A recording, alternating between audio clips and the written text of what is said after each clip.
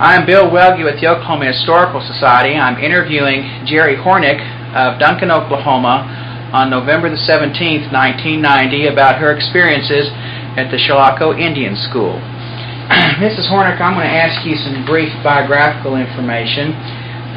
When were you born? July 24th, 1952. And what was your full name? Jeri Horniek. Horniek. And what are your parents' names? Mary F. Horniek and E.E. Horniek.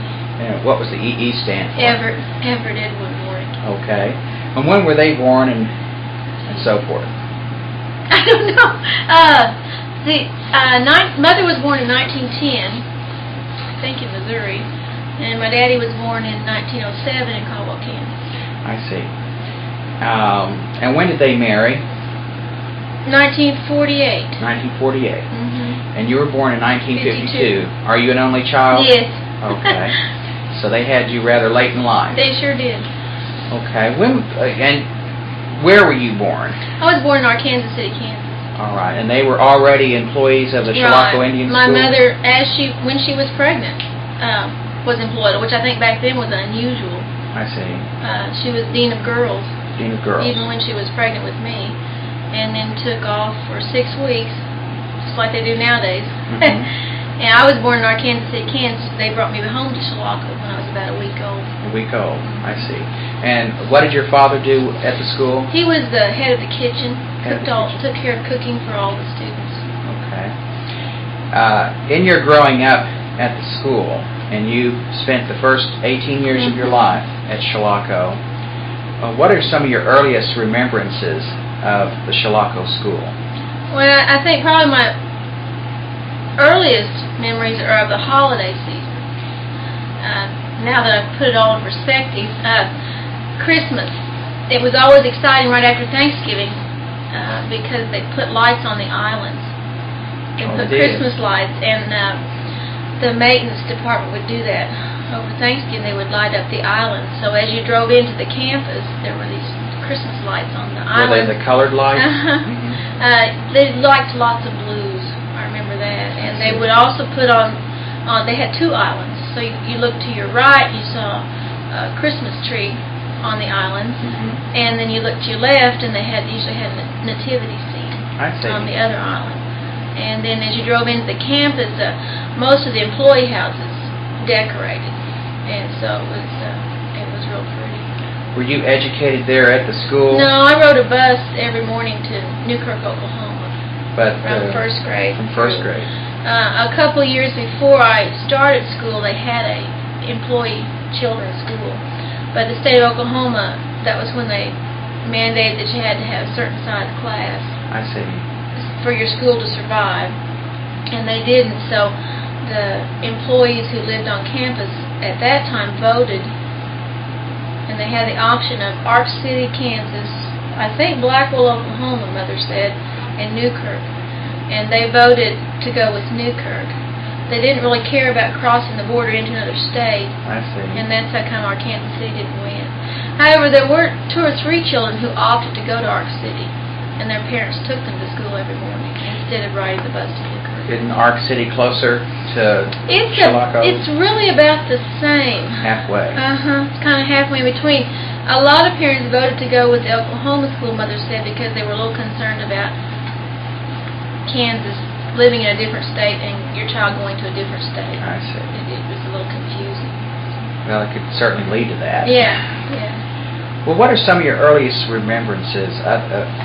You talked about the holiday season. Probably the beautiful, beautiful campus. There's about 1.5 miles as you come in from the arch of these huge elm trees. They're not now. Most of them are dead. Mm-hmm. But when I was a little girl, they were something. And it was like you were going into some rich uncle's fancy farm. I see. You'd go down this 1.5 miles, and on both sides of you there would be cattle. Well, first as you came in, there'd be the horses to your left, running wild in the field, and then a little farther in would be the cattle. And then on your right there were oil wells. And then as you got closer to the campus, there was a huge orchard. In the springtime was just unbelievably beautiful. Anyway, you come down this road and come over a hill, and there's a bridge that goes across this lake. The lake, I'm not quite sure. It was right by the power plant. I don't know if it had something to do with the...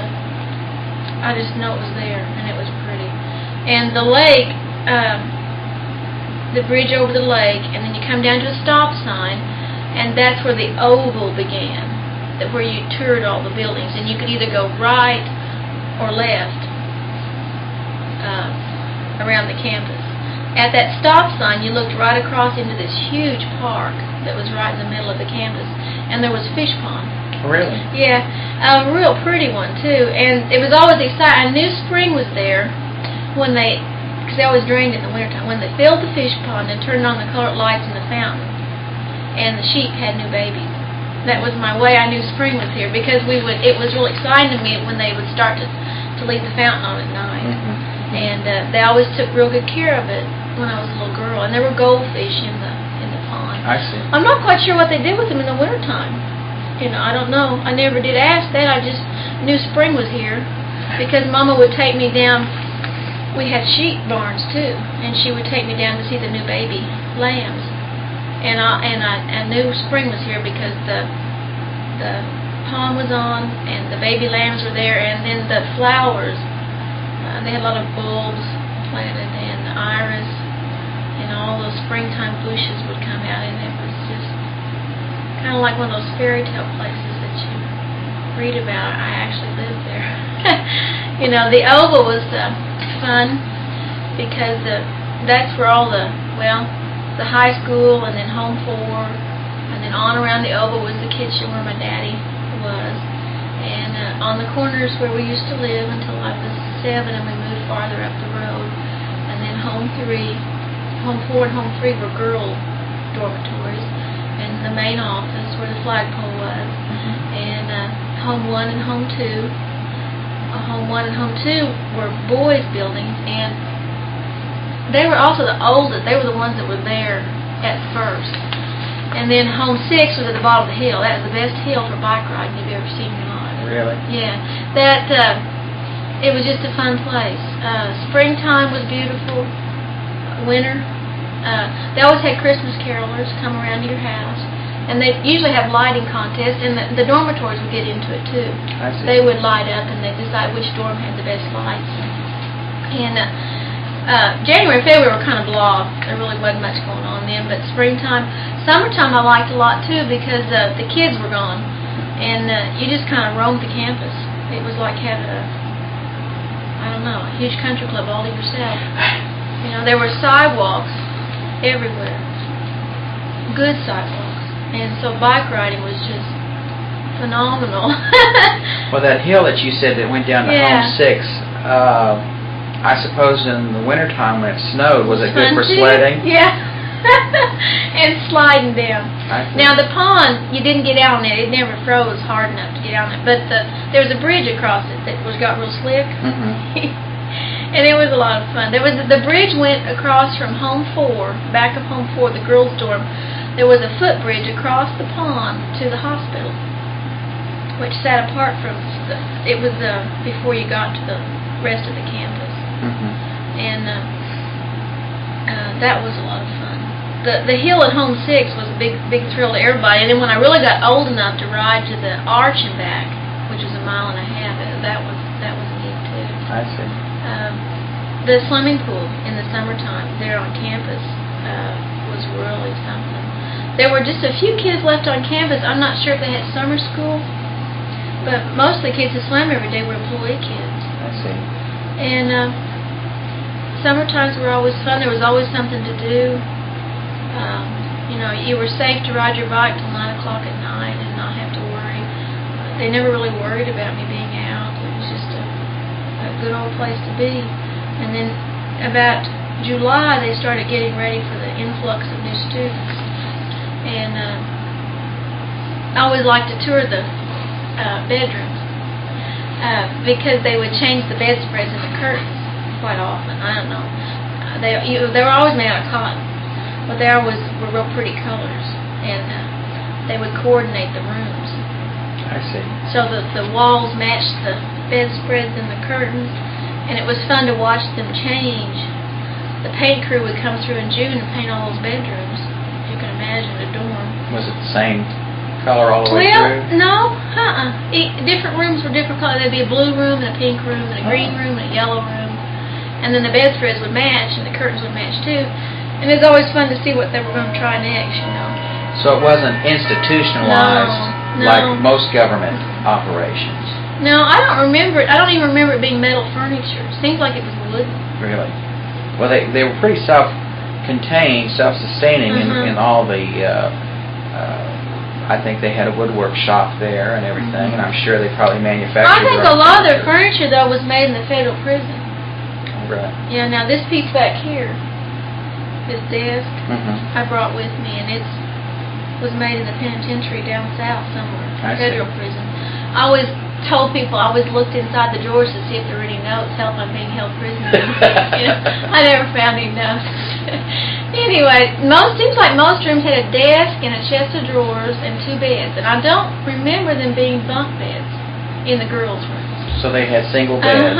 And it seems like they had a nightstand too. And I remember one year they worked real hard on having a little rug by the bed because I thought it was really cute.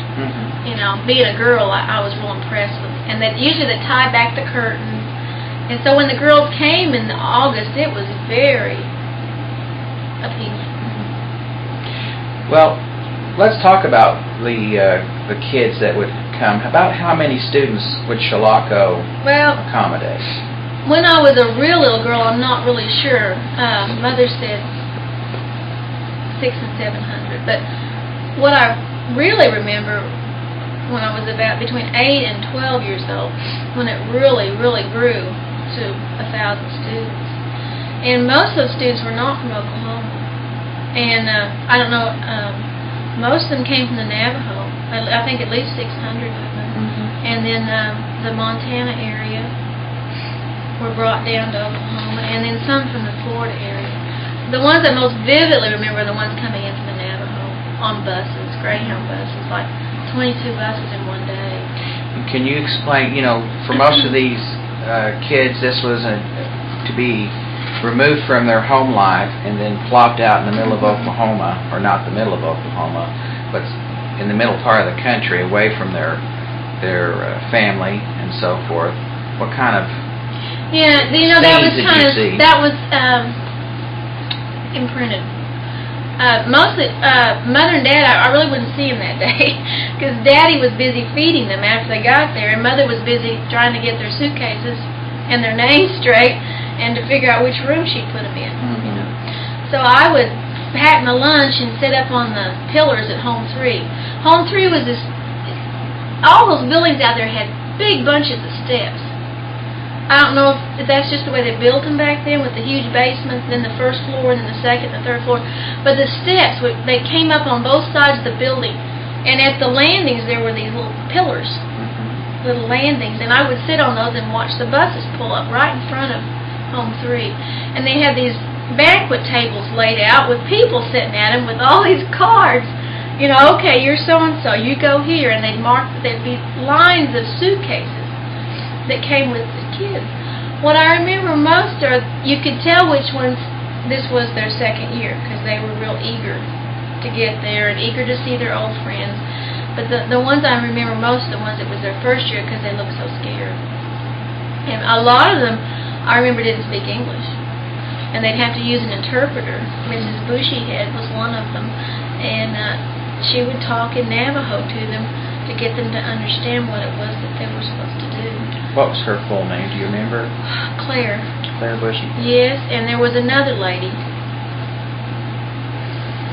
See, I get those pieces all foggy on the names, but I remember 2 different interpreters. It seemed like there was a bagay of some kind that spoke Navajo to them to get them to understand what they were supposed to do. I just remember them looking really scared. They were dressed. They didn't look that different, but you could tell that they didn't have a lot of clothing, you know. And they usually had one suitcase, and they didn't quite know what to do or where to go. And they usually were pretty thin. I remember that. And then I would watch them. They usually took them to the kitchen to eat right away because they were hungry. And then the same process happened in May, at the end of May, when it was time for them to go home, except it was all in reverse. I see. And so I'd sit back up on that pillar again and I'd watch those kids who I never really knew, other than I didn't really pay attention to their names. They just sort of came and went. You didn't get real close to any of them. They knew who I was, probably because I stuck out, and because who I was. You know, and they would speak to me. Some of them called me Little One. But I never paid any attention to their names. I don't know if it's because I knew that they were coming and going, or if I was just foggy to that because I was so young. Well, you mentioned other employee children. Were there that many employee children? It grew. I had friends that I played with. There were about 3 or 4 that I really remember.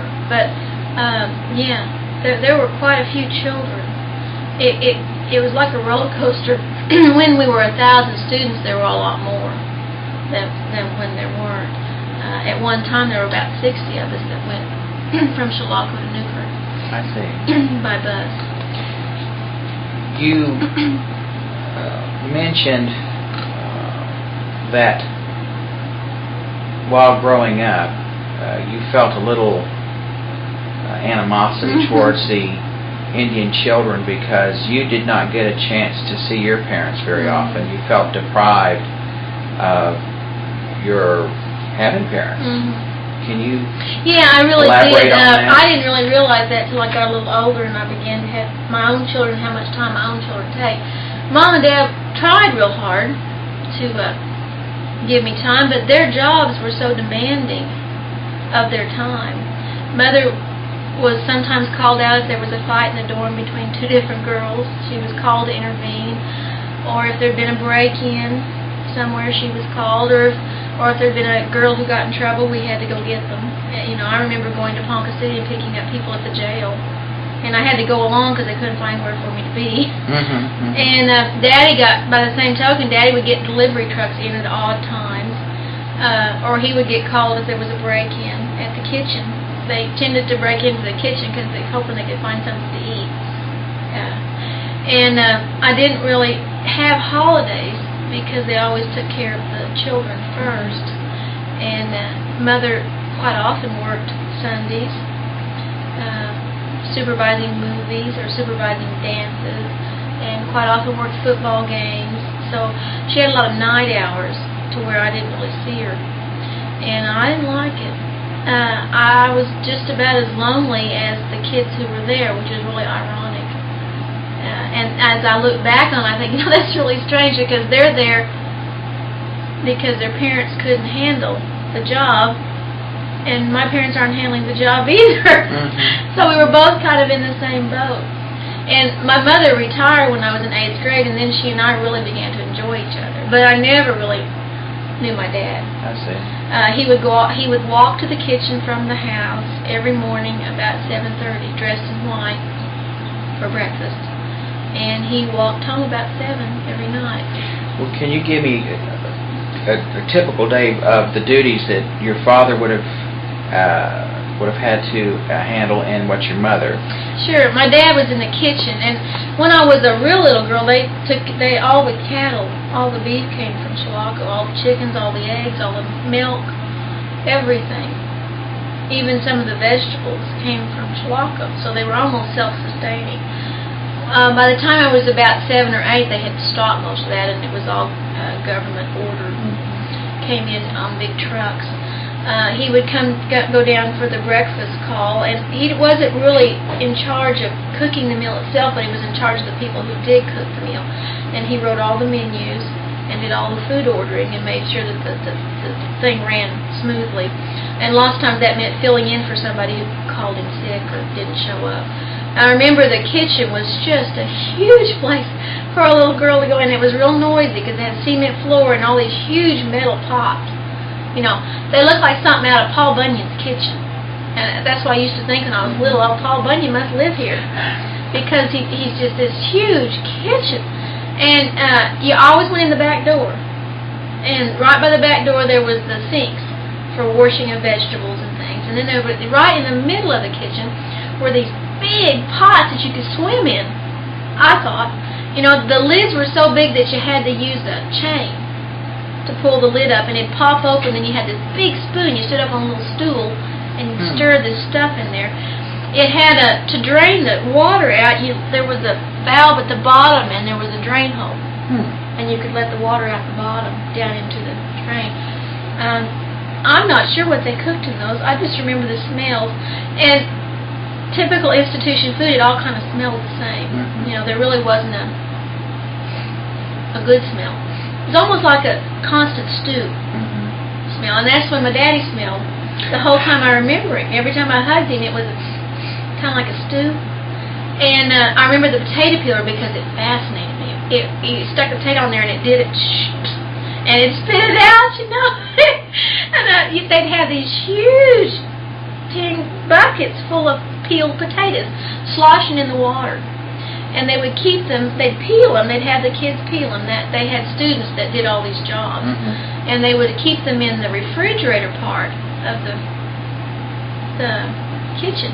Now, we're not talking a refrigerator like here. We're talking a walk-in refrigerator. They had a walk-in refrigerator, and then they had a walk-in freezer. I see. So there would be, you go in the walk-in refrigerator, and there would be these big pots of potatoes, and one of carrots, and then sliced onions, and then big mounds of hamburger waiting to have something done to them. And I remember that. I remember he always was careful to lock those places up because kids love to eat raw potatoes, and they get in there and have at it. I remember big boxes of apples and oranges, and I remember learning real early which fruits were in season. And I always thought it was strange that the kids at school didn't know that. Well, really? You know, because I remember learning, well, now the delivery of apples, it must be October, you know, and peaches, well, it must be July. And now there were certain kids that he cooked for all year long. Anyway, off the refrigerator part, you opened this great big scary door, and it was scary because it made this click noise when you opened it. It was big and thick, and it would slam shut behind you. It's like you felt like you were trapped. That was the freezer, and there were these hunks of meat hanging on hooks from the ceiling, of beef, and you'd walk in and around them. And I don't remember what movie I saw. It was one of those mafia movies or something, but I thought, you know, they really do look like that. And there'd be naked chickens in there waiting to have something done to them. And rolls of sausage. And I remember the hamburger because there was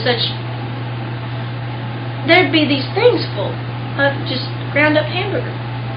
And there's such vivid recall of the knives. And my daddy was so good with a knife. I mean, they would come in as whole cows, heads, whatever they're called, and they'd hang on these hooks, and he'd just chop away at them till they were the pieces of meat that you ate. It was fascinating. He was real good with anything to do with knives. And the knives that they used, goodness, they were scary. I remember that. I remember that they all hung up in a row. And I don't quite know, they never worried about the kids. The kids that went there when I was little were different than the kids that went there when I grew up. Hopefully we can touch on that. Yeah, well, I want to. The griddles were fascinating too because they were these big, long, looked like beds. And it was waist high, and it was a griddle, and you turned it on with the gas underneath, and that's where he cooked the pancakes. And that's where I remember that pancake turner that I thought, yeah, Paul Bunyan really does live here, because it was this thing he had invented. A lot of the tools my daddy invented to make the job easier. And I think that he got carried away with his job, and I think he spent a lot of time when he wasn't truly working at his job, he spent it inventing things to make the job easier. Well, now The tell us about pancake turner, yeah, they would slip it underneath the stuff, the pancakes or the hash browns. Now, how big are we It's talking? about this big, and they slip it under both hands, and they just go whoosh like that, and turn a whole pile of them at the same time. And you start at one end, he taught them to start at one end, and they flip, and then they just walk right down until they were at the end, and then the next flip they'd be done. And did the same thing with his eggs, and you know, they didn't have instant eggs back then. I mean, everything was from scratch. The other most I never got to taste anything in there. He was real strict about me touching anything. I wasn't allowed to, touching. I could look, but I couldn't touch, which is real hard. Well, sure. Even the sugar and the salt came in these big trash cans, the drums, those big drums of sugar. And they'd be open, and he'd keep a little lid on the top. Then you'd have one of beans, and one of rice, and one of macaroni, and spaghetti. I mean, it was so commonplace to me that it wasn't until I was grown that I realized how odd it was to take tours of that place on a constant basis. Now, the other interesting part was you walked through to the dining room, and you turned left, and there was what they called the bakery. And in this bakery was this oven that was on a belt, and it had a little door that you pulled down, and you could look in there and see what was cooking. And it rotated around. There were different shelves, depending on what time you put that stuff in there. It rotated around, and it cooked as it rotated. I see. It was one of his pride. I don't know. I remember him getting it when I was real little, and he was so proud of that oven. But there was even a door on the side of the oven where you could go in there and work on it. I mean, it was a big oven. My word. It had some kind of belt drive on it. And that's where they baked all their cookies and their cakes, which were really good. And cinnamon rolls, and the biscuits and the bread and the cornbread all came from that area. And that's where they had the big mixers that were looked like somebody's giant owned them. They were the big things in the big bowl, and they'd pour the stuff in there, and then they'd mix it up, And the only way I ever got to taste any of that stuff was if they had parties or banquets. I never remember tasting anything when I went to visit my daddy at his office. Now, did you ever eat any of the meals there with the children? I was never allowed to. Both my parents were real sticklers on following the government rules, and since it was a government meal, the only people that ate there were the ones who paid. I see. Now, they took money out of my daddy's check because they assumed he ate there. Oh, really? Yeah. It was I think 36 cents a day or something like that. But still, I always found that insulting because he never did eat there. But they assumed that he would, so they went ahead and took it out of his salary. I see. Now, the dining room stretched in both directions out from the kitchen, kind of like a T. And there were tables after tables after tables, and lots of windows, and all the windows had new curtains every year. I'm not quite sure if the home ec department sewed up all these curtains, but they were real proud of the way the place looked. There were paintings on the walls, and I remember they decorated for Christmas and the different holidays. And in the middle of these tables, now that really looked like an institution. How's that? Well, the tables looked like something you'd see in an institution. I see. It was a little different than the bedrooms that my mother worked on. I don't know if that's just the way my dad, being a man, I don't know if he ordered tables that looked more easy to clean. But they were just long benches where you pull out the table and you have the benches on the sides. Were they metal or wooden? Or? I remember them being metal because I remember they were noisy, but I don't quite know why I remember that. And I remember that they weren't tablecloth. Was there any sort of routine that did they go through a line to receive their meal? They came in a door at one end, and the girls and boys were separated. I remember that. Girls came in one door, boys came in the other, came down through the middle and stood in line, and the line went both ways, and you got the same kind of food both ways. Then you came back and ate at the table, and then over on the side here was where you put your tray for the dishwashing room. I see. And I remember that they reserved one end of the dining room for parties, so they didn't really eat in that one end, so it must have been fancier, maybe with wooden tables and chairs. I don't really remember. I remember the toasters, because they were so amazing. They were those 12 slicers where you put the pieces in, push it down, and they all pop up at once. And there would be girls in charge of the toaster. And all of the milk back then was those tubes, which I always thought were funny because those little milk things hung out of the thing. Let's see. it's like you get it nowadays. Only nowadays it's more modern probably.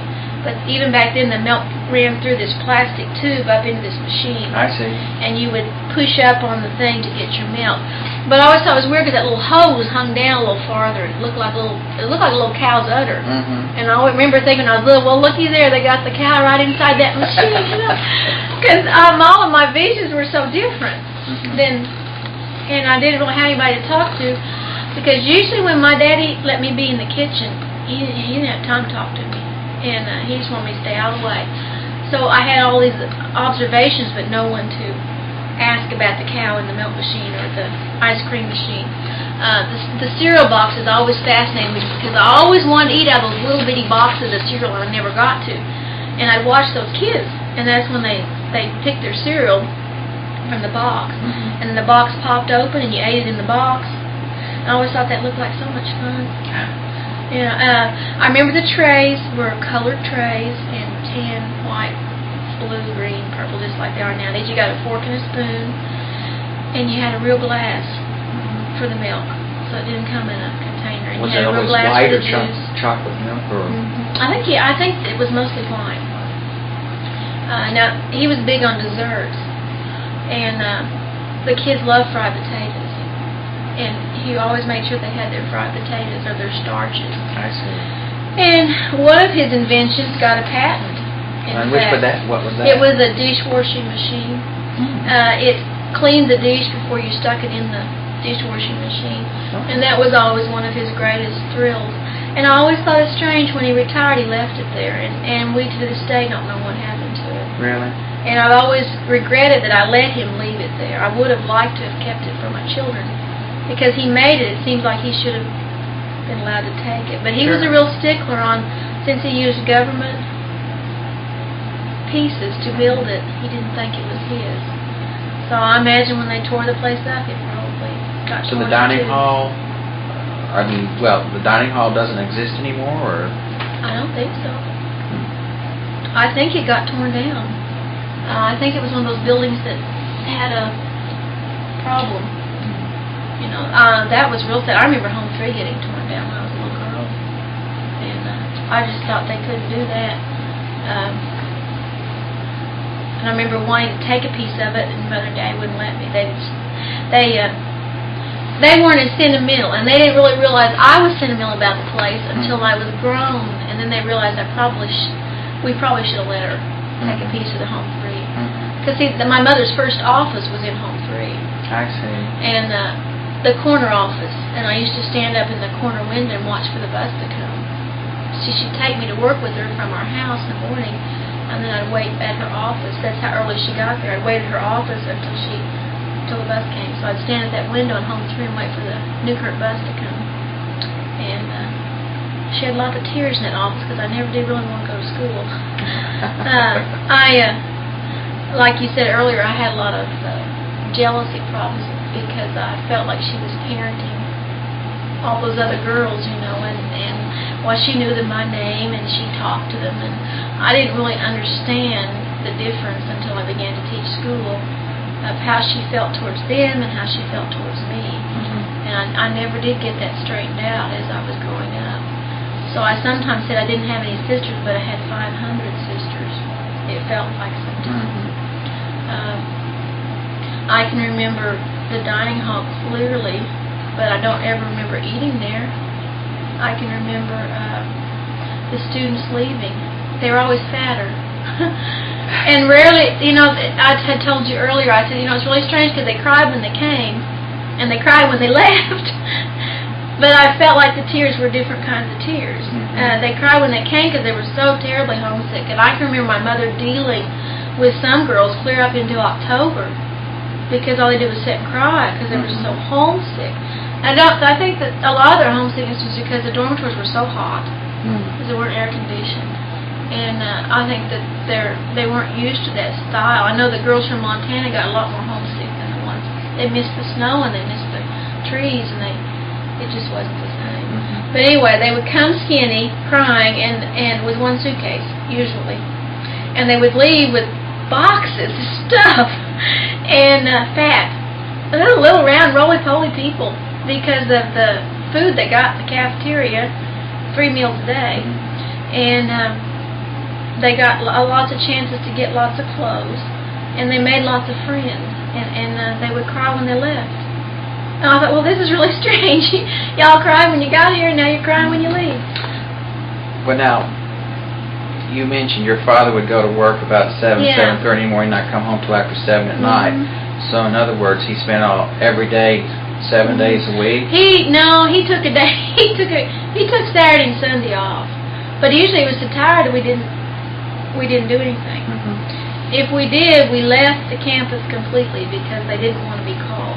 I see. So we would go traveling somewhere. Well, you had mentioned that your father would, after some of the students left, and that he had apparently had a special interest in their. He placed quite a few of his students. See, at the same time he was in charge of the kitchen, he also taught some classes in culinary arts, where you learn to order large amounts of food and how to cook for large groups, which really is an art. And in this class, he placed several of his students in restaurants, in hotels in Wichita, and we would go visit them. And I always thought that was neat. And when I was a little girl, because my dad would sit down and he'd say, "Is so-and-so back in the kitchen today?" And they'd say, "Yes." And so he'd say, "Well, would you ask them to come out here?" And they would. And "Oh, Mr. Horniek, I'm just so glad you're here," you know. And everybody would stare at us because there was this guy, this big white hat with the puffy top.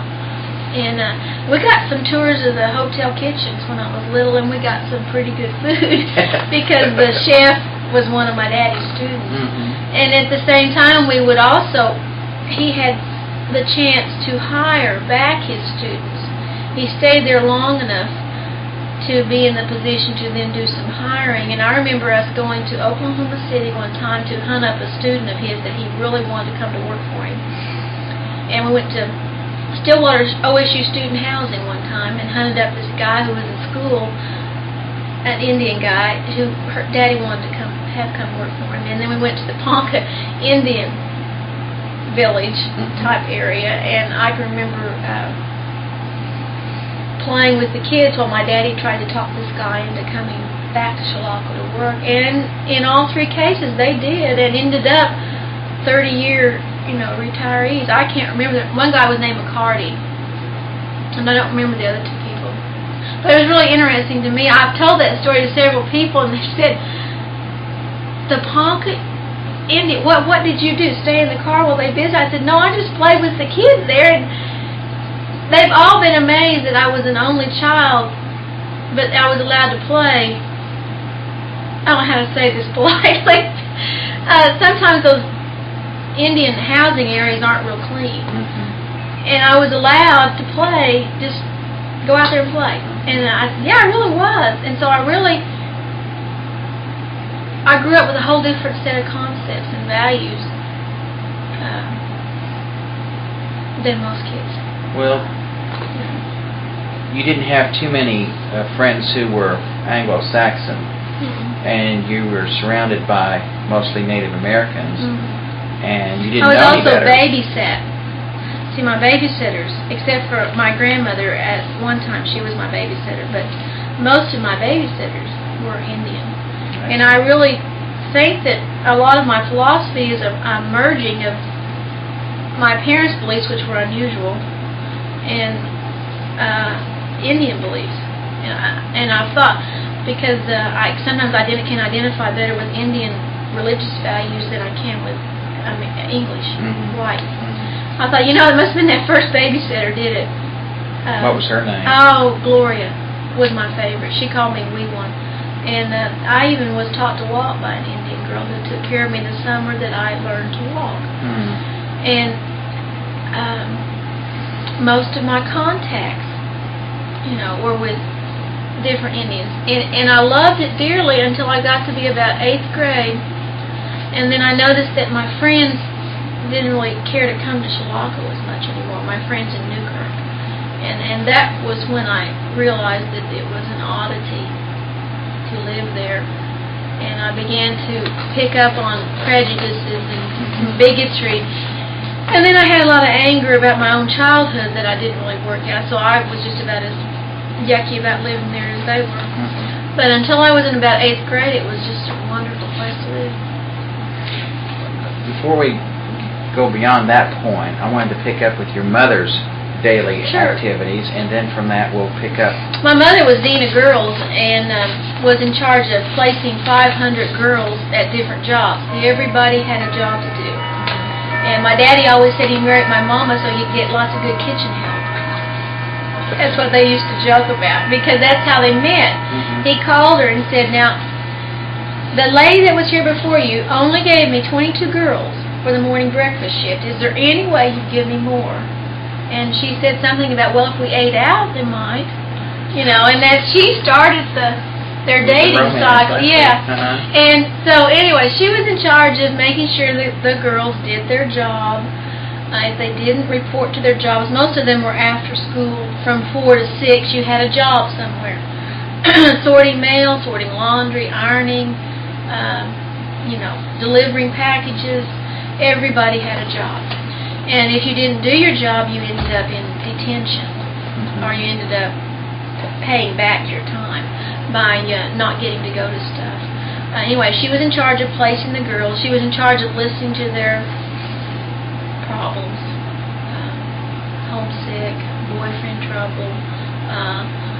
The lady in charge of the floor is mean to me.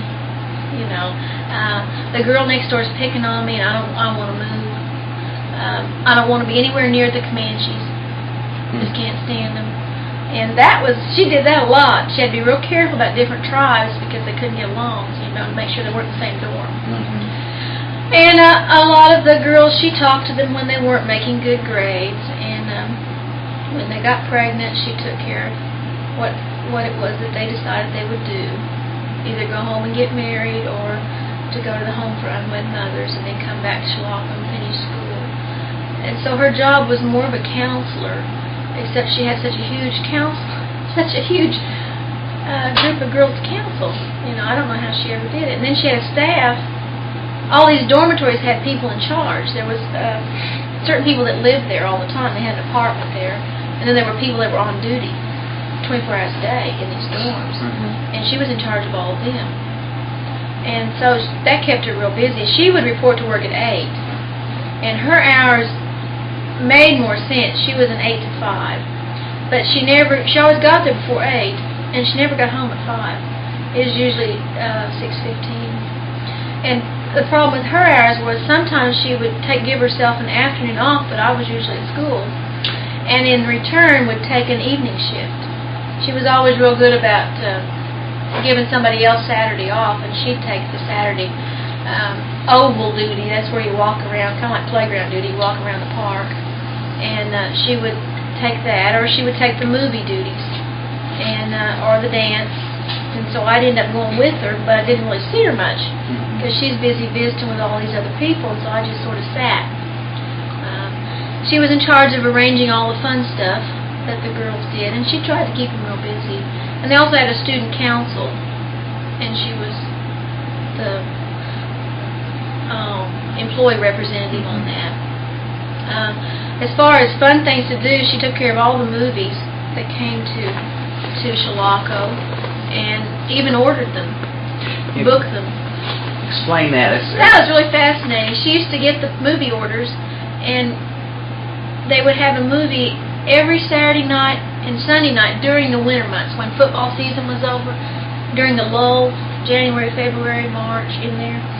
And they booked really recent movies, and they didn't really charge for them. You went to the high school auditorium and sat in the chairs, and they pulled down the screen, and they had movies. Sometimes they'd sell popcorn, and sometimes they wouldn't. But I always went and sat up in the balcony, and the employee kids sat up in the balcony and watched all these movies that she brought in. Some really good ones I can remember. She would order them, and they would come in by Mistletoe Express in these big green containers. I remember because they were made out of tin. And she and I would drive to Newkirk and pick them up. They'd be sitting outside this building. I don't know how anybody kept from stealing them. Because there wasn't anybody at this building. You just stop the car, pick up the movies, put them in your car, and go back to Chilocco, show the movie, and then Sunday after the movie was over, she'd put them back in the car. We'd drive back to Newkirk, and you'd set them outside this little building. I don't know if the guy came right away and picked him up, or if, I don't know. And then he would mistletoe express him back to the movie company, and we'd get a new one the next week. We got to see a lot of good movies. That was always fun because she let me go up in the projectionist room, and I got to watch this guy from Ark City who came out for, I think, $25 a movie, and he'd run the projection. He was the one that did it at the Burford in Ark City too. Mr. Walschmidt was his name. Walschmidt? Mm-hmm. Do you have any recollections of the projector that they... What kind it was? Yeah. I sure don't. Did I it remember have she huge was real reels or proud of anything? it. Yeah. I remember it being big.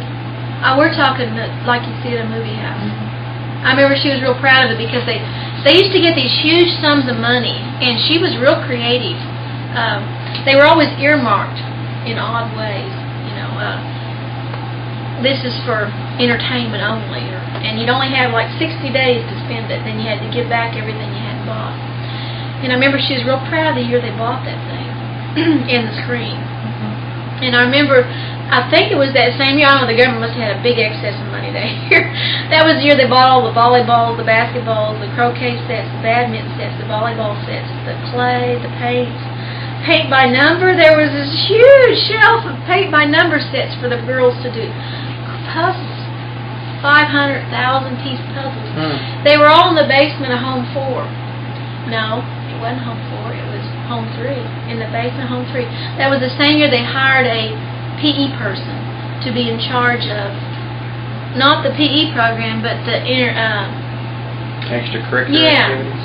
They archery sets. They set up an archery area, golf, built a little golf course. There's a little golf course out there in Chilocco somewhere. I remember it. Anyway, croquet sets, badminton. Oh, those kids had everything. Yo-yos, you know, the whole bit. The wiffle balls. That was a real fun room because I wasn't allowed to take anything with me. I could go down there and, I could go down there and look at it. See, but they were really strict about what I... So you couldn't partake in any of, like, the student activities? Yeah, I could participate. They'd let me participate, but I couldn't take anything to my house to participate with. Right, I learned how to shoot a bow and arrow just with Indians, which is really kind of funny. I mean, if you think about it. Anyway, and I remember burning my arm on the string, and I was just right out there with them. In fact, the lady who was in charge of PE is the one who taught me how to play volleyball and basketball, not my mother and dad, but this lady. So you had, I take it that was not she was not the only one, or he was not the only one. There might have been other employees that sort of took you under their wing. Yeah, I kind of got adopted. Are there any of those employees that stick out in your mind more than others? Yes, Mr. and Mrs. Lacey next door. When I was growing up, they always had me over to wind the clock. They had one of those 7-day clocks, and every Sunday he'd have me over to wind the clock. And Mr. Kelly, W. Keith Kelly, he was the superintendent, and they always took me to town to have peppermint ice cream. And Dr. and Mrs. Wall liked to have me over because I liked to wash the dishes, and they'd have me in the kitchen washing dishes. Yeah. And how nice. There was these people that lived next door to me, the Nicholsons. They were so different. They were real skinny, and they loved to go to the dances, the student dances, to square dance, and they would only go to town once a week, every Saturday, and they carried home 2 sacks of groceries, of which they ate all week. And I always marveled at how they could eat from 2 sacks of groceries, and they never ate out. They're real conservative. Never ate out, but every Saturday morning, almost at exactly the same time, here they came in with their little 2 sacks of groceries. I don't know where they went. They were square dancers deluxe. That was interesting in that the employees went to the student dances too, and the same dances that the students like to do, the employees like to do. And the dances were always fun for me because we always did the bunny hop. If you can picture those seniors in high school out there, they did the bunny hop. I remember them doing it. And they love to do the stroll, where you have the 2 lines, and you clap that dance, and you turn around, and then they love that. They love square dancing. Any of those dances that are really hokey pokey, I can remember them playing and doing the hokey pokey. They would have monthly dances. Did they have any live bands that would come out? Not very often. It was mostly all just records. Well, now, you had mentioned one of the spring socials that was the biggest event, and I can't remember the exact title. Are you talking about Play Day? Play Day. Yeah, that was at the end of the year. It was an all-day picnic. Started at 9 o'clock. They'd walk all the students out. I don't know. In my childhood, I'm sure it wasn't 2 miles, but it seemed like it to me. Down this old country road, and you'd end up at this creek. And there was a swinging bridge across the creek that they'd built special. And they'd walk them into this area where they would play all day long. Baseball, basketball, volleyball. Just sat and talked with your girlfriend or your boyfriend. And Daddy would bring out lunch, and they served on these homemade wooden tables. Same ones they used for the watermelon feed in the September. But they'd even had rope swings across the creek. And he'd bring out lunch in these big trucks, and they'd feed them. They'd line up just like they would in the cafeteria. Only had 1,000 of them lined up out here for sack lunch, if you can picture doing that. About 2 o'clock in the afternoon, one of the employees would come get us at Newkirk, and we would leave school early and get to come to this play day. And what you taking to? They would bring us out for supper. And at about 4:30, they'd do the same thing they did at lunch, feed them again. Daddy'd bring out the next meal. Well, he was always grumpy that day. Yeah. As you can imagine, not only you got to cook it, but you got to load it onto the truck and then unload it and then go back and cook it again. And you got to listen to the kids who have to help you cook it, because they don't want to be helping you cook it. They want to be out there doing play day. Well, they had this canteen, too, out there at play day, where you got the candy bars and the Cokes if you had money. So those kids ate nonstop. Now, the canteen was also on campus, and for the kids who had money, that was a real popular place. It was run by Mrs. Kivett was her name. And I always went there every day after school. Well, the monies that came into the canteen, I'm not sure. Did it just purchase the... I'm not... I think it went toward the student, some kind of student fund. I know that it built... I think it built the student center, which is still there. I see. I thought that was built with canteen funding. It really wasn't fearful the way. I think that they paid her salary. I don't think she was considered a government employee. I think she was just a canteen employee. Anyway, you get long johns, maple covered long johns, and cold Cokes, because she kept them in ice. Oh, I still remember. Candy bars, Guy's potato chips. They're just crazy about that stuff. And so was I. That was my big thing after I got off the bus. I'd go get money from Mama and head to the canteen on my bicycle, get my snack, and sit right down on the campus like I was one of the kids. Eat my snack. I don't remember them visiting with me a lot beyond hello. And I guess that's why my memories are so vivid, because I became such an observer. It's just kind of like they went on around me, and they didn't stop what they were doing when they got near me. I find it unusual to have that many children, and some of them even your age, in some respects, and there not being any kind of close relationship. Strange, isn't it? I don't know. And now the grades were basically 1 through high school? Or 8 through 12. 8 through 12. So they were probably a little older. They probably didn't know what to do with me. I see. And I think they got used to me being around, but they just went right on what they were doing. I remember watching kids kiss on the campus, and then just go right on like I wasn't there. Well, there's two things that where there are many desertions. I know in our Chilocco school files, especially in the early days, and of course by the time of your experience it may not have been a problem, but there was, especially at the beginning of the school year, there would be students who would desert. Mother would get calls, and she'd have to go pick them up at Ponca City. They'd get about that far.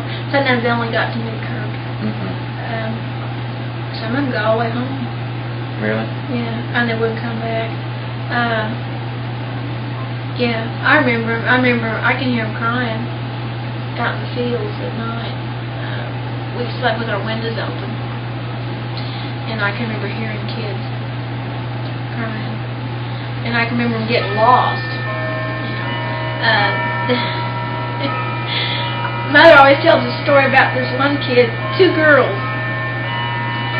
who didn't know about electric fences, and they took off across the field and got into an electric fence and came back to Chilocco because there was something real wicked out there in that field that just really bit them bad, and they never ran away again.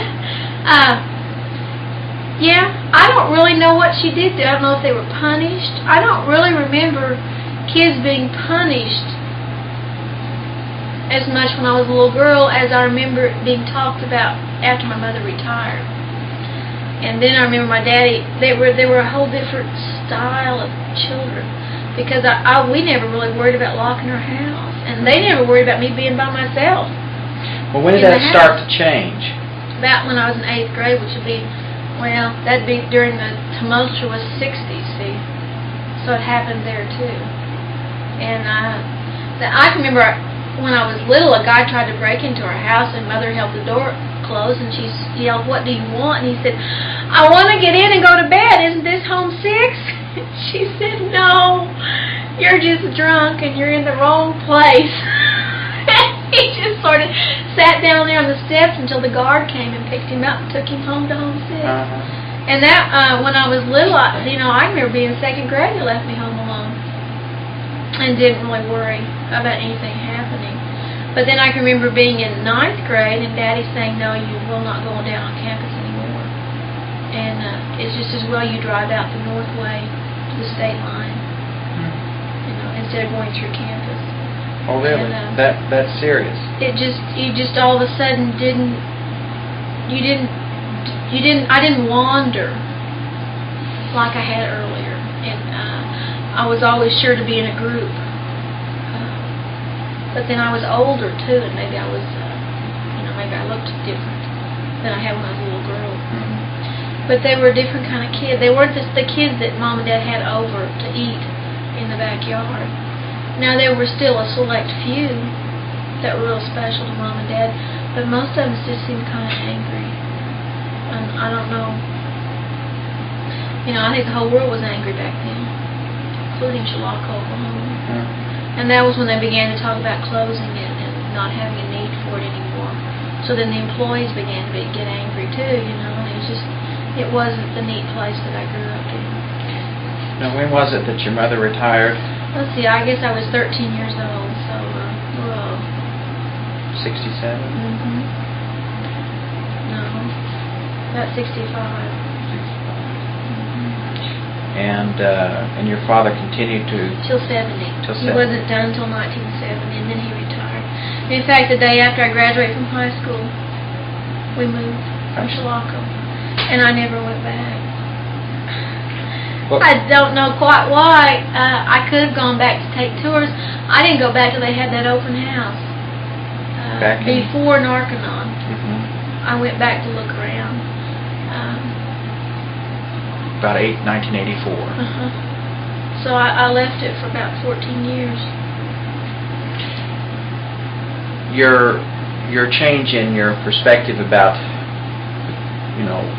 you're becoming more closer with your friends in town than your experience at Chilocco.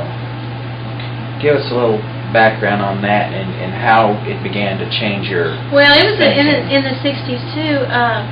I used to have my friends out for everything because there was so much fun stuff to do. There was this thing called a carnival. I don't know if anybody's ever told you about it or not.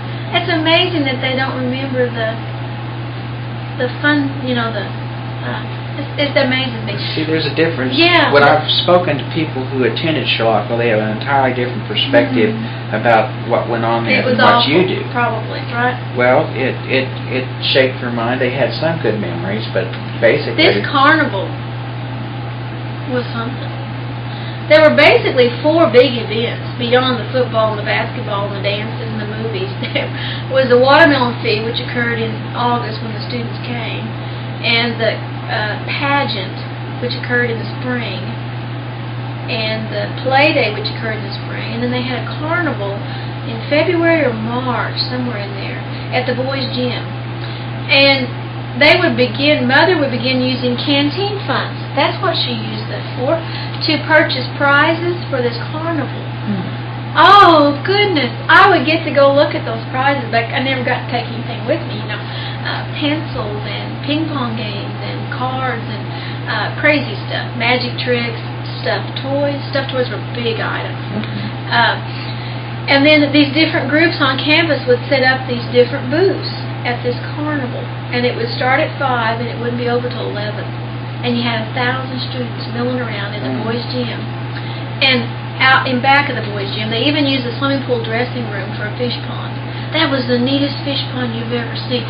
Had huge blankets put up, and you had this clothespin on a stick, and you throw it over, and you'd get something really good for your quarter ticket. And they'd throw it back at you. They had bingo, cakewalk, and all the students participated, loved it. I mean, they had a wonderful time. And the students participated, so did the employees' kids. They all had a good time. Didn't cost very much. My daddy, they didn't have supper that night. They served hamburgers at the carnival. He hated it. He was involved, no doubt. Yeah, in fact, he swears he invented the square hamburger. Oh, really? Yeah, and that's when he started cooking them because he could get more on the grill. Oh, I see. Yeah. So when Wendy's came out with they used to have a square hamburger, he tried telling them, of course he was a little old man then, they weren't really ready to listen. He tried telling them that he had done those a long time before they had. Back when you made your own patties, he'd get square hamburgers. Did he have his own mold or something? I don't know how he did those. I just remember they would start weeks ahead, freezing them, and then he would slap them on frozen, which was another oddity back then in the 50s, because everybody did them fresh. He was keep them frozen, slap them on that grill, and then serve them. Oh, they were so good. Because he'd throw a little onion on top of them, and then stick that bun down, on that grill, that grease, and oh man, and then wrap them up in a piece of tissue paper. Yeah, it makes your mouth water. He beat out McDonald's too, didn't he? Yeah, before there was a McDonald's, and they tasted so good. Then you'd have a mustard tray and a pickle tray. Kids are crazy about mustard. Ketchup, I don't really remember them eating that much ketchup, but the mustard. And the Cokes, then they'd serve Cokes with those hamburgers. You talk about good. And I think they were like a quarter. And I don't know what the kids did that didn't have money. I can remember Mother giving kids tickets. And I don't remember if that was student council funds or what, but I remember her giving them, okay, here's your ticket, here's your ticket. And then the other kids, the rich kids from the wood and the oil areas who got the money, then they had all the money they could, take care of. But I remember going to that, and Mother was in charge of supervising, and Dad was in charge of cooking, and I was just on my own, having a good old time. Did they give you any quarters? Oh yeah, I just could have as many as I wanted. Had a basketball toss. Basketball's a real big thing on Indian camps. We had talked earlier about how strange it was there weren't any Indian basketball players. And I mentioned that to my mother, and she said, well, there aren't that many that made it through college back when they were good basketball players. But, basketball was just, I can remember those boys hitting those baskets with no shirts on in February. Cold. The stuff was coming out of their mouths, the frost. And they were out there bong, bong, bong, bong on those courts. And they tied their shirts around their waist even before anybody thought about being in style. And anyway, they'd have a basketball toss at this carnival. And the cakewalk was a big deal because sweets were really, and they had something, candy bar toss, and they had a ring toss, and they'd have all these different kinds of games where you'd win stuff. And the stuff you won was worth winning. Well, I always had girlfriends that were willing to come to that. And same way with the swimming pool. They were willing to come out and swim because it was a really nice pool. A lot bigger than the one in Newkirk in my mind. I don't know if it really was, but and they were willing to come to the pageant because they got to see all these different Indian dances, and they were willing to come to play day because it was fun to explore out in the woods and not really have any strings attached to you, which I never had strings in childhood. When did that start to change? 8th grade. 8th grade. And at the same time, my mother retired, and I don't know if the students. Mother says that the students then began to be referred there by social worker. While when I was a little girl, a lot of the students went there because they wanted to do something in vocations, and ended up that's where they picked to be. It wasn't so much a yes, you will go there. It's either that or, I don't know. What are those homes called? Reform? Yeah. Reform schools? Those are the kind of kids that started coming there, and that's when my friends at Newkirk started saying, well, why don't you just come on down here? I don't want to go to Play Day this year. I don't really want to go to the carnival, be around all those Indians. And that was my first shot of, whoa, yeah, I guess they are different, aren't they? I had really grown up kind of foggy and didn't really picture them. And then that's when I got angry.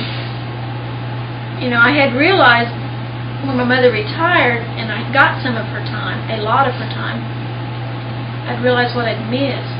And then my girlfriends in Newkirk were saying, I don't really want to come there. Why don't you come down here? And then I got angry and I wanted to leave. I wanted to move to Newkirk to be near my friends. And I guess that's why once I packed up and left Chilocco, I didn't come back until I reckoned with them. How did it, I'm sure it affected having, a boyfriend. Did you have any kind of... I don't remember having any. It was after you left completely that you started dating? I dated a little bit. Now, the driver's ed car from Newkirk would come out and practice at Chilocco. Oh, they would? Well, it's perfect little town. It's like a movie set, only it was real. Because at all the streets, they had parallel parking, they had diagonal parking, they had stop signs. They didn't have a stoplight. There was no stoplight, but they had yield signs, they had curves, downhill driving. It was just a perfect place to practice. So when I took driver's ed, they'd end up picking me up before school, and then they'd stay out there and drive. It was first hour at school, and so they'd pick. We'll just pick you up, Mr. Harden would say, just right outside your house. And I didn't really date. They'd come out a little bit, but I think that they were nervous about being out there, now that I look back. Because I always thought it was strange nobody ever came out to visit or anything because it really wasn't that far. And nobody really was willing to come pick me up. I'd end up in Newkirk, and then they'd pick me up there. And I imagine they just were a little nervous about coming. Well, when did it really start to, I know from about 1965 on, Indian-white relationships really took a nosedive in this country. They got real angry. You had, by 1974, Wounded Knee, and they're becoming more militant. They were real angry that my mother and dad, they didn't really appreciate them because they were white. And I think they didn't appreciate them. And I think... I've always thought it was sad that Mother and Dad haven't gotten any recognition at those Chilocco things. They always have an outstanding employee or whatever that is. It's usually an Indian. And I think that's really kind of sad that Mom and Dad aren't remembered because they were sure doing something all those years. They weren't doing it with me, and they were real busy with somebody. Well, now, how long did your parents work at Chilocco? My daddy from right after the war to 1970. Almost 30 years? Is that possible? And Mother started on the Navajo and then finished her 30 years at Chilocco. So she came in 46 and they married in 48. She quit. She was there 20 years. That's a lot of kids to touch. And I know that they touched them. And now Mother finally went to this year's Chilocco reunion and had a wonderful time. And you went too? Yeah, I took her. And that's how we got... Right. Your name. What was your I mean, you hadn't been back to Chilocco until the mass reunion, and they opened the campus in 1984 after it had been closed since 1980. And what were your thoughts when you went back to that big reunion in 84? I didn't speak to anybody. You didn't? And people stared at me, but I never acknowledged that I knew. You knew who they were, though? Yeah. And I don't know why. I just didn't want them entering into my... I just walked around. And I showed John. Jim wasn't around yet. I showed John, now this is the bridge I crossed on my bicycle. And see, my memories are so different because that's my childhood out there that they have wrapped up in that narconon. And I said, this is the fish pond. I said, it really was neat, honest. I said, and they had intersecting sidewalks back then, like they have at OSU, where you have these huge bushes, and between the bushes are sidewalks, and the sidewalks come together into a point. And so you can ride up and around and down and up and around and down, and you sail past the fish pond and shoot clear down to the student union and come back down the hill to Home 6. So I spent most of my time just showing John. I guess what bothered me most was so many of those beautiful Silverdale stone buildings were gone. I showed him my house, but the windows were boarded up. The electricity had been pulled out of the house. And I said, this is the tree where Mommy had her swing. And that kind of stuff. The charcoal grill was still there. I wanted so badly to take it, but I knew I couldn't. Because there were some Indian people living 2 houses up. I don't know who they were, but we just walked around. In the back of my house there was a garden, a rock garden, and I wanted so badly because it was still there to take rocks from that thing, to take them with me. Kind of like when Home 3 was torn down, I wanted to take a piece of the stone, and they wouldn't let me. So you still had very strong feelings about Chilocco at the time, even though you were... I think almost angry at what they've done to those beautiful buildings. And I don't know if a combination of government, of Indian lack of care for it, I don't know. They tore down some beautiful silver stone buildings because they claimed that the foundation wasn't good and that it would take too much money to fix them up. Well, of course, Chilocco is administered by 5 different tribes right now. And what is Chilocco's been in the news quite a bit lately with narconon. What do you think about it? I think the Indians have been taken for a ride. I don't think they're going to get out of it. I think that thing's there to stay. I think there'll be summons after summons, and I think the Indians got screwed again. Just like always, the old white man takes advantage of them. It's a beautiful piece of property. It's a shame they couldn't do something quality with it. Well, did you know there's a cemetery out there? I wasn't aware of that. I should think there would have been because there would have been...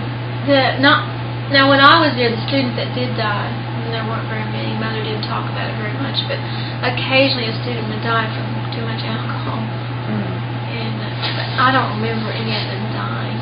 But most of the students that are buried in that cemetery were during the measles and flu epidemic. Of 1918? And every year the Alumni Association would clean up that cemetery. I don't think they even... Well, how did they handle outbreaks of infectious... You'd go to the hospital, and if it got bad enough, I remember them moving kids into a wing of a dorm. They never closed school down, though? Not that I remember. Now, you were there when W. Keith Kelly and later Leon Wall was superintendent. What are your feelings about I either love one? Mr. Kelly. He's a real teddy bear. I didn't care for Dr. Wall. He was real strict. And the school went downhill when he showed up. Mostly because he didn't love the kids. Dr. Kelly loved everything that walked on 2 feet. And Dr. Wall was busy writing a book. He was wrapped in academia, I think. I didn't really know them too well. But the Kellys, they were just neat people. How long were the Kellys there? A long time. They were there right after Mr. and Mrs. Correll, which I don't remember them. I must have been about 5, and Mr. Kelly moved on to the big office in Kansas. Well, no. Gee, must have been about 7th grade. I was in 7th grade. When you finished your high school education at Newkirk, after you left the Chilocco campus, when your parents retired, where did you live from there? Arc City. Arc City? I went to JUCO, junior college there in Arc City, and then I got my tuition, went back to OSU. My parents paid out-of-state tuition. Yeah. I graduated from Oklahoma schools, and they lived in Oklahoma all their lives, and we moved, and I paid out-of-state tuition. And your degree was in? Elementary ed. And you pursue that? Yeah, still teach.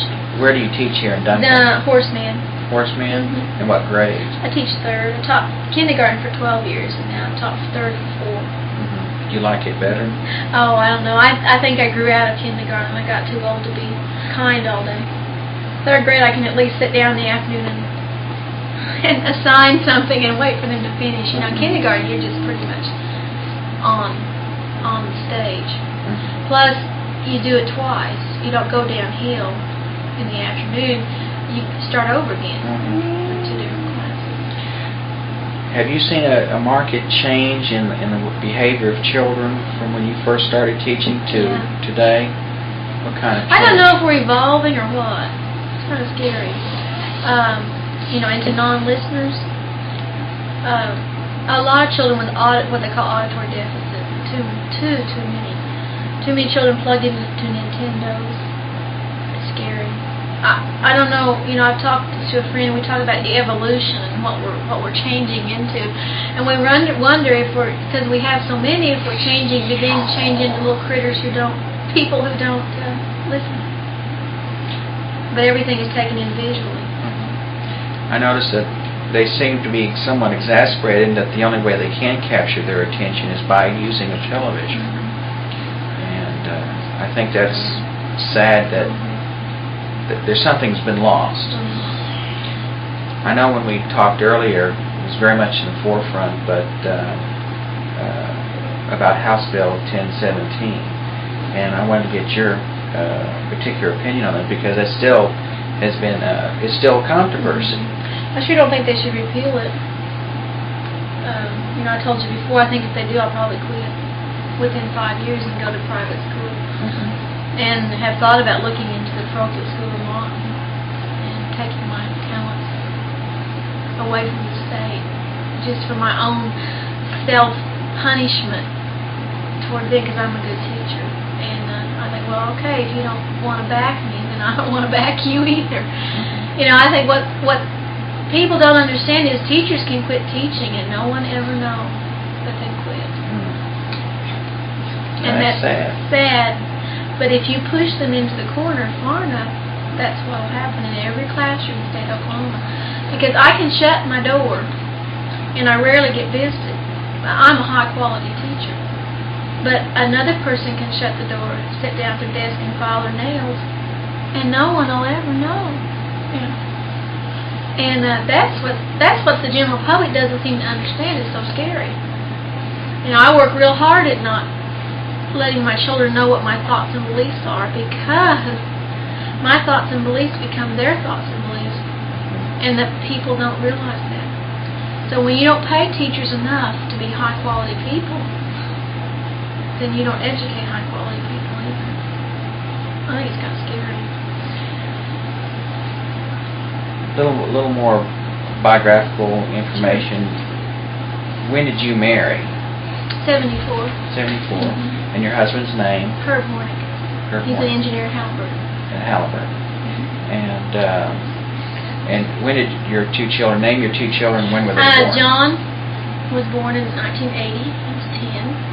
And Jim was born in 87. He's 3. I see. When did you move to Duncan? When you married?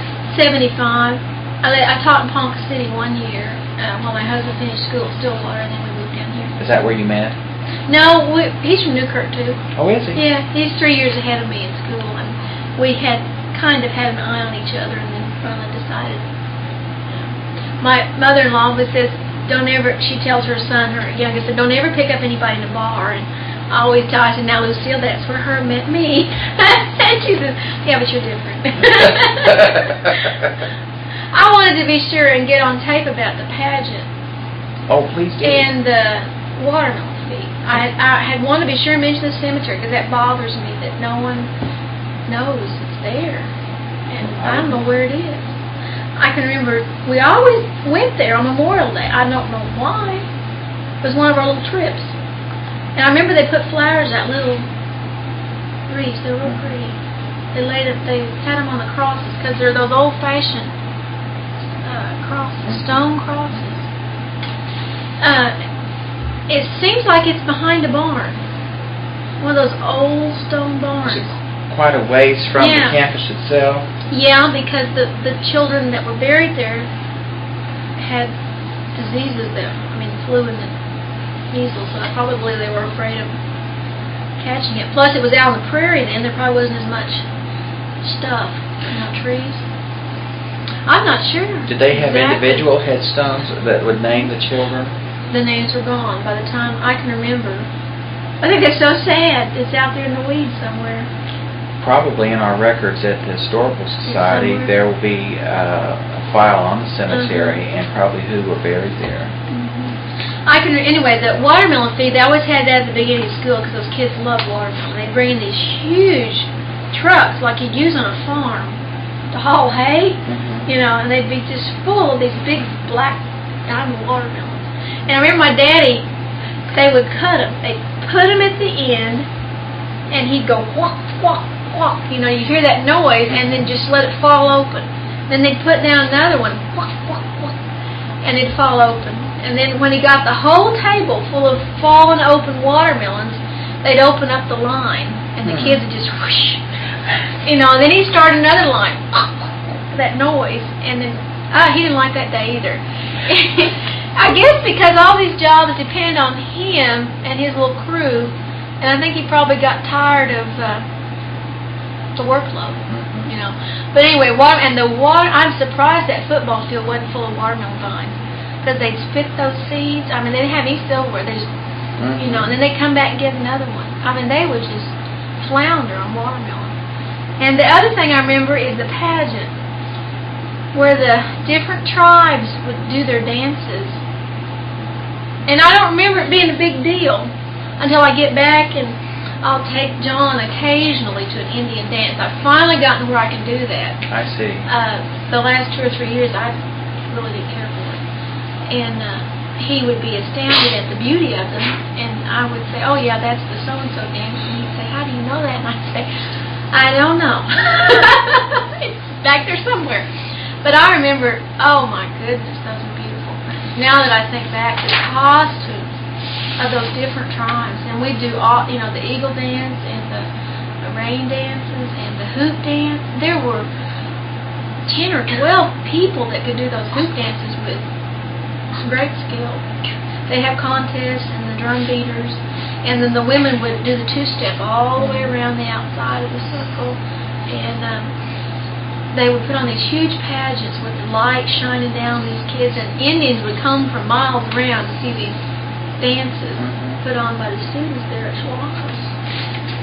You'd mentioned the particular trouble of trying to, not house certain tribes close to each other, and that is, that's something of long-standing nature of ancestral hatred towards, say, Cheyenne against Pawnee or Sioux against Navajo or something like that.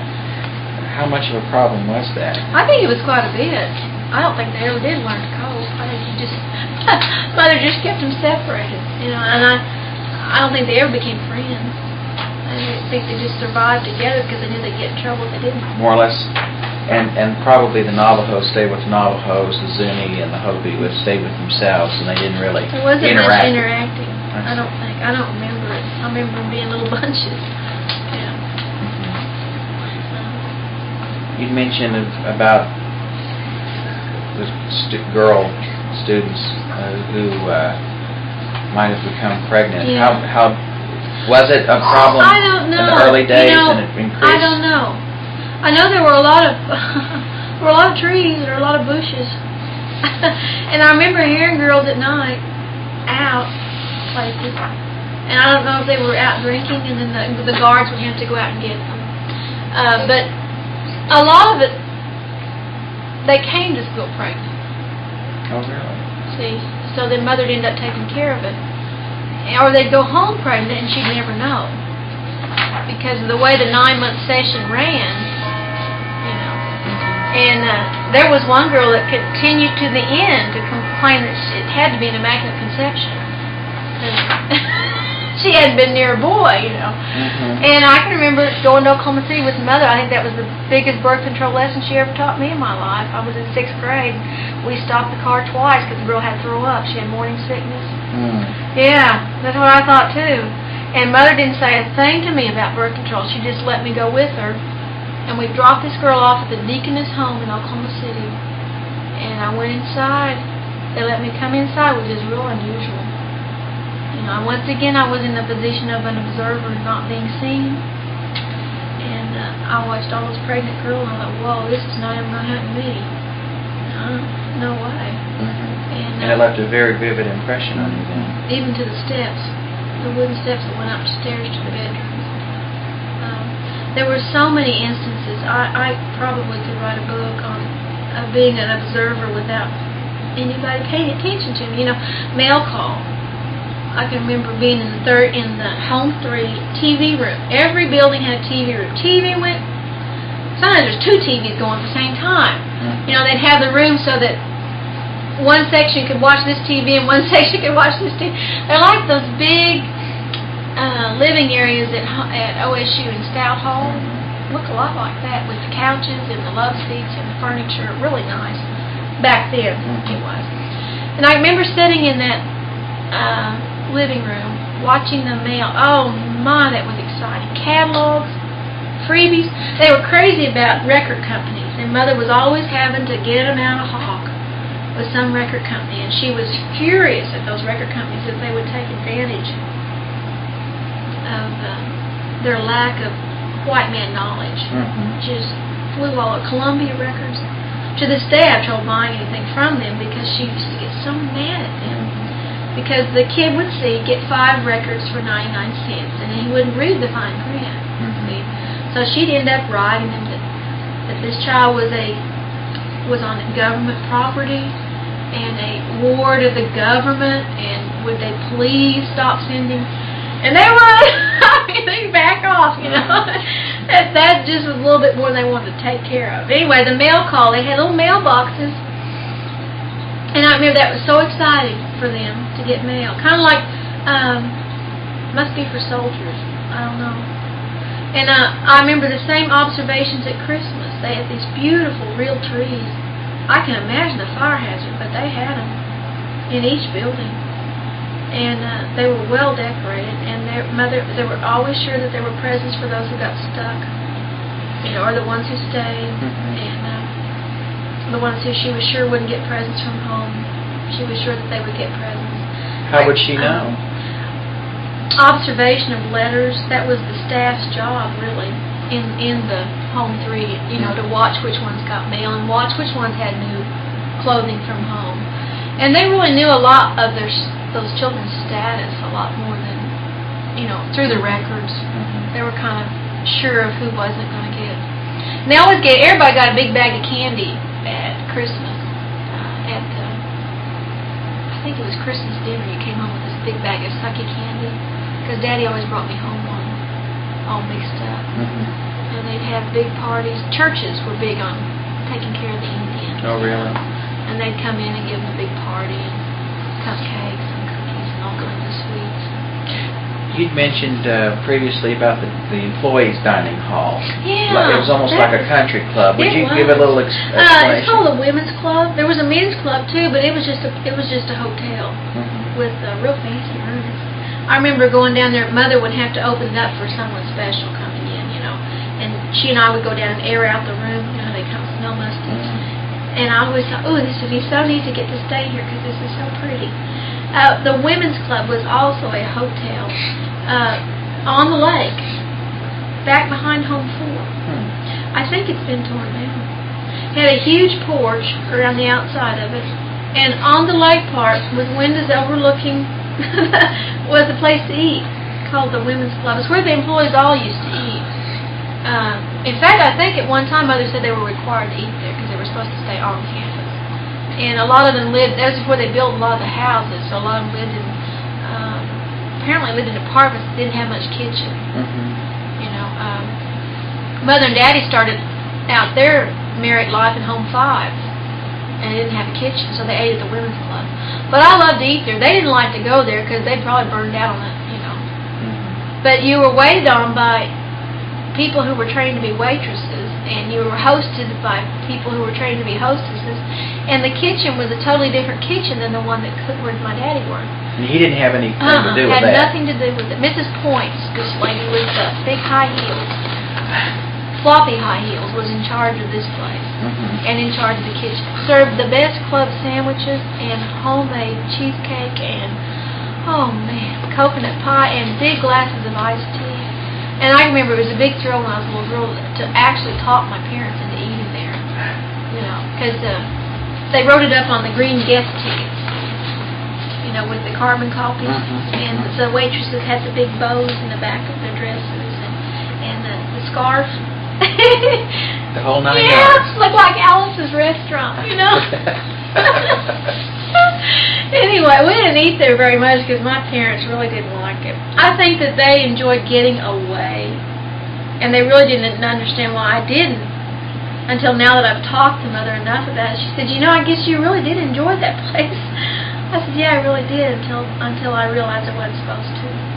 I mean, until someone taught me I wasn't supposed to. Anyway, pageant, make sure I touch all the bases. Hopefully, in mentioning some of this, some of those kids that you talked to will, oh yeah, I remember that carnival or the pageant or the movies. For some reason, I just don't. So maybe it wasn't that much fun for them.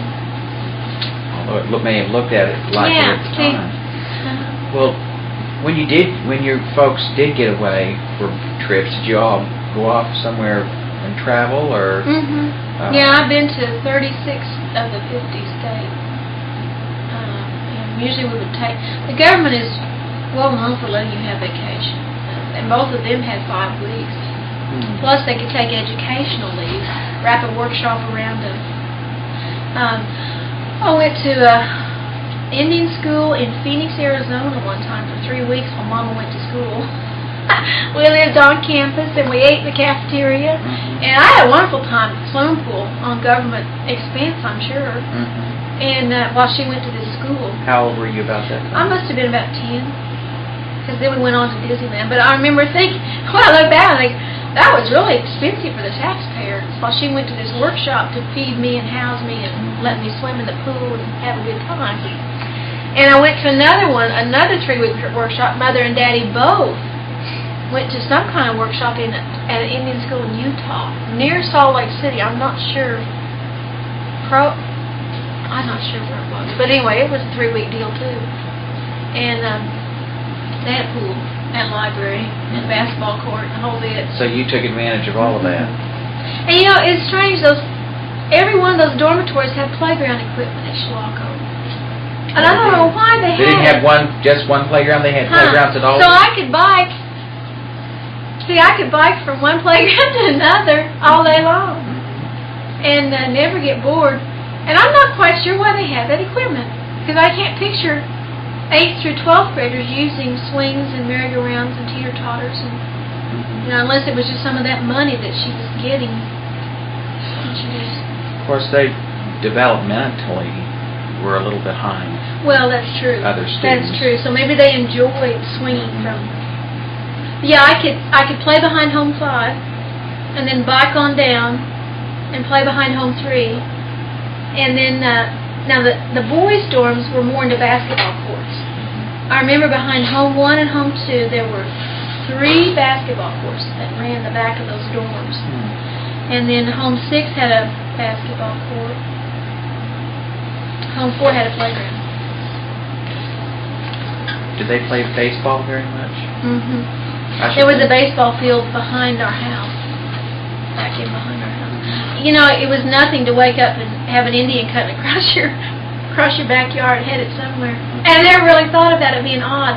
I didn't really know you were supposed to stay in your own yard until I moved to, well, really until I moved to town. And people had fences, because there weren't any fences out there. You could cut across the people's yard and nobody thought anything about you walking by somebody's bedroom window. You know, nobody asked you what you were doing, you just appeared there. And sometimes I worry about what happened to the museum pieces that were out there. I wonder whose house they're sitting in. I bet somebody pilfered them. There was something that belonged to Geronimo, and I remember it distinctly because I was so amazed that it was at Chilocco. And I used to tell the kids at school, well, Geronimo's something, or I don't remember what it was, is in a glass case in the museum at Chilocco, because we had a museum at one time. And I've asked several people, and they don't know. You know, it's kind of like the cemetery. I don't know. Well, there's several pieces somehow that when the school closed, it just was everybody for themselves. And again, no one really knows what became of the museum artifacts. Some of them ended up at the museum there in Arkansas City. Well, at least they're safe. And so, but the large majority of it, they really don't know. See, there were looms. They taught weaving to students who had forgotten. Above the kitchen, there were homemade classrooms. And one of those, well, there was a beauty shop too. They taught cosmetology.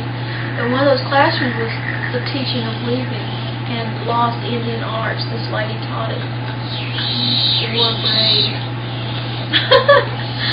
Well, now, when you went to this reunion earlier this year, what led you to go? I took my mother. But did you have any interaction at that time either? I took her, spoke to the people that she introduced me to, and they called me Little One. They didn't call me by my name.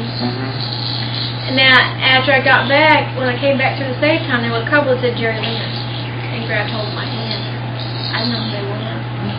They knew me. I didn't stay. Well, I left and went shopping and went to the, I know where we went. I took John and Herb and Jim to the historical. You did? Went to the museum. Well. No, I just mostly took my mother because she had asked, and I said, sure, I'll take her. Well, I'm glad you filled out our form, because me too. I think that your experience is probably more unique. There are lots of white employees there, but they were there because of a job. And you had the experience of growing up there the first 18 years of your life and seeing a perspective. And they even used to stock the ponds for fishing so the kids could fish. Oh, really? And you could smell smoke. They would cook rabbits out on sticks. And they'd let them. They'd go out some Sunday afternoon, catch them a rabbit, skin it, put it over a fire and eat it. Squat down and eat the rabbit. And then they would stock the ponds for fishing. They let the kids would fish. And there were a couple ponds that my mother and I fished in. Out in the cow fields. And I'm amazed that nobody remembers doing all that. You know, I think, God, you know, you really must not. You must have been miserable. Well, have you grown closer to your mother since you all left? So you've kind of reconciled in a lot of ways. Yeah. She was just doing her job. She was doing a darn good job of it. And I came along late. And I think she did the best she could.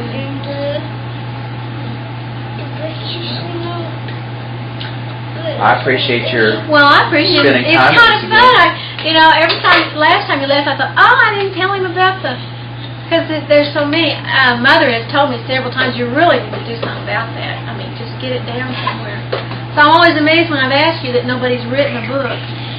You know, it would have such a limited public, probably. There's the one that Dr. Wall put out called Tomahawks over Chilocco. Academic. But that's a very core and work. It's so full of eye. And really, Chilocco deserves much more because it had a very illustrious history. and to nearly survive 100 years, you know. Well, you know, like the guy who planted all the trees, Mr. Choate, things like that was his name, and planted all the iris and planted all those bushes because it was naked prairie. And there was the guy that came in Mr. Carell's time who did all that landscaping. And just to have it going. Well, I know that they're trying to make some utilization out of the buildings today, but I don't know if it's going to be worthwhile or not. And really, it was, you know, the buildings that I saw when I was there in '86, '84 and '86. All things considered, they held up rather well. But for how long? There's that song, Somewhere in My Youth and Childhood, I must have done something good. And whenever I think of Chilocco, it's somewhere in my youth and childhood, it must have been really grand, because it really was. Well, I'm glad you remember that, because you've really, to be as precocious and to sit there and observe as you did, and you described in detail certain aspects of operation there, what your parents did, and what activities that you were involved with. Most wouldn't even today, they don't have that kind of perspective, and I think that's great. So, well, I've enjoyed it. Well, thank you. Yeah.